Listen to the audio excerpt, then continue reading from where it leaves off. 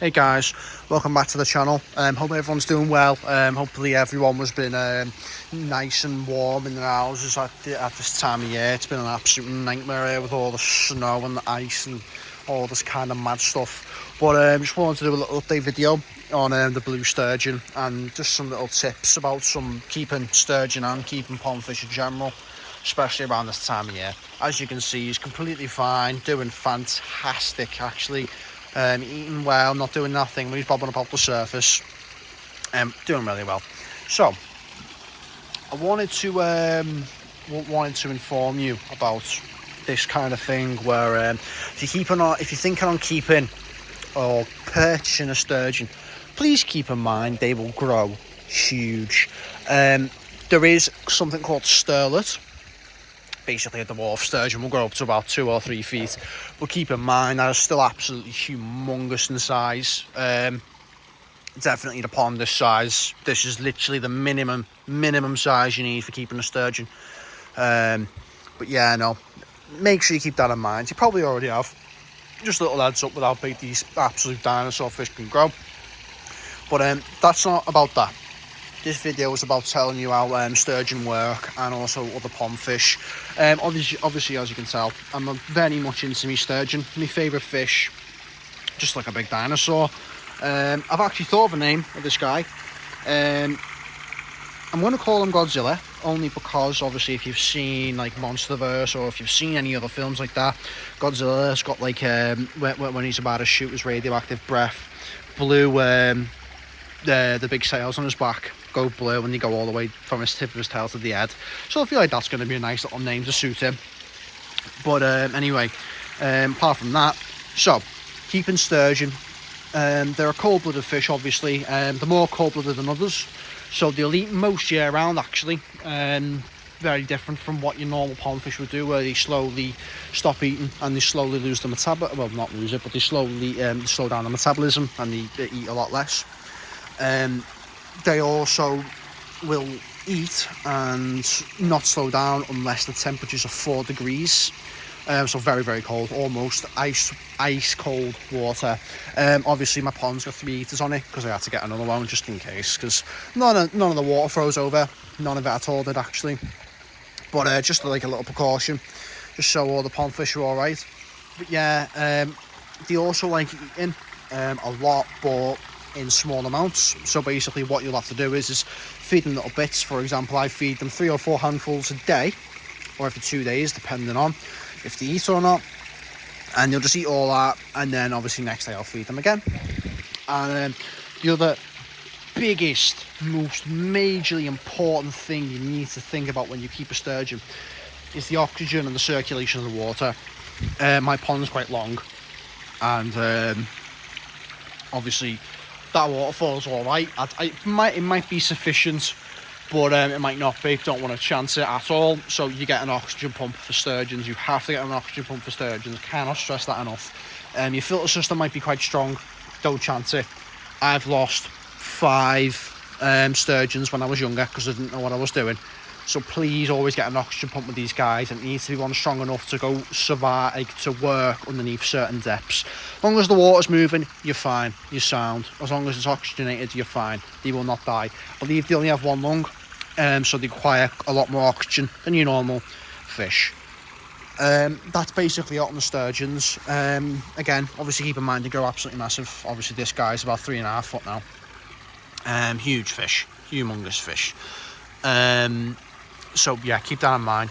Moving on to your koi, your shubumpkins, orf, common carp, mirror carp, all that sort of thing.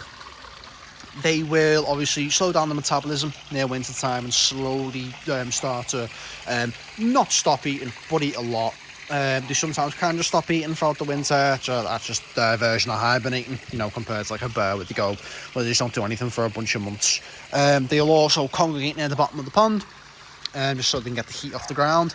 When you're building a pond and you don't plan on heating it, you've got to make sure that the pond's 4 feet deeper or even more, because when the pond will freeze over, they need a place to go, and they get the heat from the earth, which is obviously warmer than the surface or above ground.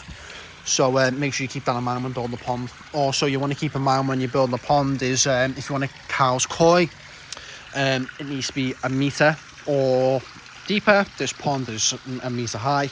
And yeah, that's basically the given on keeping these sorts of things. You got to think about the heat, the depth, how big the pond is, and all that sort of thing, especially when you're keeping stuff like this, or how many you're keeping. Another major thing is plants.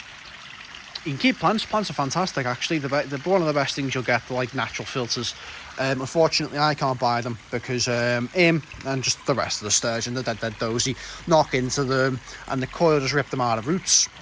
What you do to counteract them eating the roots and pulling them out is you get the the pot that they're in, take out all the soil, 6 mil of gravel or 8 mil of gravel, whichever you want to do, fill it all into like the middle or like a quarter of the way up, plant the lily pad or whatever you want to plant, fill it up with another 8 mil gravel about up to like 75% of the way, and then finish it off with 10 mil, just so they can't faff around with it, and they can't obviously swallow it because they will probably die if they eat gravel like that.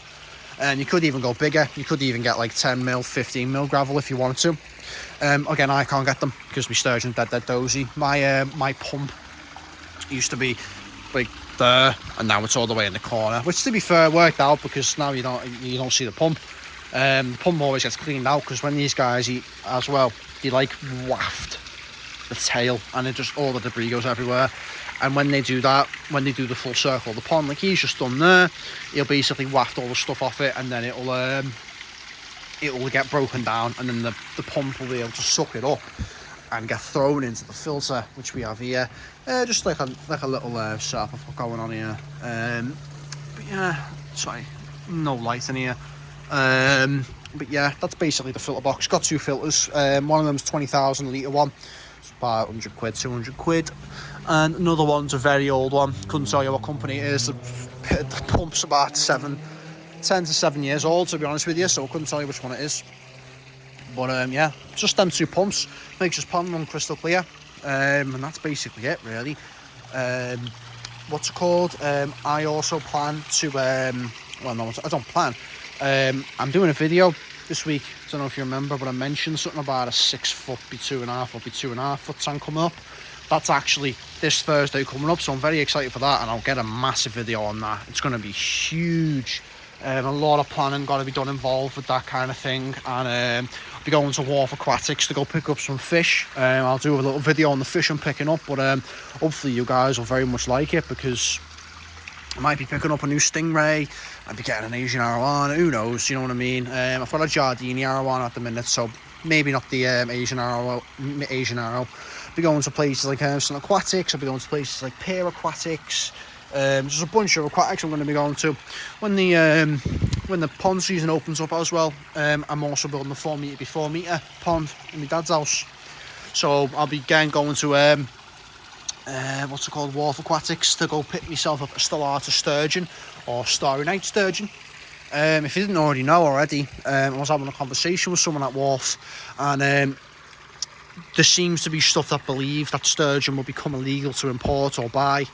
So unfortunately, if you can't get these guys in a couple of years, they may not be able to be bought at all, which is a shame, because they're absolutely gorgeous fish. It's only because of the weather's just changing, you know, global warming, all that kind of stuff. Not a video for that, just too much to go into, but all that may change the rules and regulations on it. Won't ban you from physically keeping the fish, it'll only ban you from buying it or importing it or buying it amongst others. That may not be the case for, obviously, like, you know, like back alley deals and stuff like that for fish like that. But it happens with fish. One case is the Mississippi paddlefish, which is also banned in the UK. I actually wanted one myself, but I asked them around, and they're illegal to get in the UK, which is quite unfortunate. A lot of stuff in the UK is getting banned, which is, again, very, very, very unfortunate, to be honest. So I might just be going up to Scotland when I'm older, just so I can obviously not have anything to do with the rules here, because obviously I love keeping these fish, and I really love having them. They're fantastic, although they grow so big and a lot of people won't be able to house them. They're fantastic, lovely, not gentle, but big giants. They don't mean to throw around their weight, they're just quite dozy, very sociable fish actually. They can come up out of the water, and they'll like stick their nose out like this and bob up and down, and they'll just want food basically. But basically, them version of saying hello or saying they're hungry. And I am doing this video as well as I've seen a lot of videos online. Well, sorry, I've not seen a lot of videos online about keeping sturgeon. There is one that is actually quite good and in depth, but in case if you haven't seen that video, I hope this one helps, because it just, you know, it'll help with the fact of if you don't know what you're doing with these kinds of fish and you want to get one. I'm hoping this video will help you out a little bit. Just to go over it again, make sure you got an oxygen pump. You feed most of the year round, and you go massive.